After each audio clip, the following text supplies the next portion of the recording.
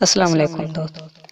سلطان محمود غزنوی نے اپنے بھائی بلال کو ہدایت کی کہ بازار جائیں اور کسائیوں کے ترازو اور جن پتھروں سے وہ گوشت تولتے ہیں وہ چیک کریں، اور جن کے تولنے والا پتھر کم نکلا انہیں گرفتار کر کے دربار میں حاضر کریں۔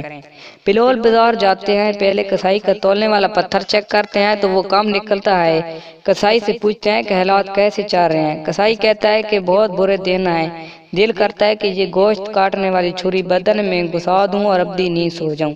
بلال آگے بڑھتے ہیں، دوسرے کسائی کے تولنے والے پتھر کو چیک کرتے ہیں تو وہ کم نکلتا ہے۔ کسائی سے پوچھتا ہے کہ کیا حالات ہیں، وہ کہتا ہے کہ کاش اللہ نے پیدا ہی نہ کیا ہوتا، بہت ذلت کی زندگی گزار رہا ہوں۔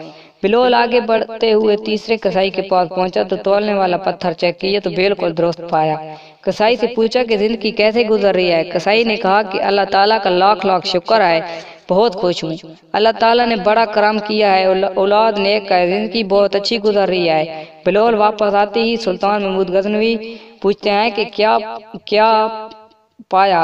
بلال کہتے ہیں کہ کئی کسانوں کے تولنے والے پتھر کام نکلے ہیں۔ سلطان محمود غزنوی نے غصے سے کہا کہ پھر انہیں گرفتار کر کے لائیں۔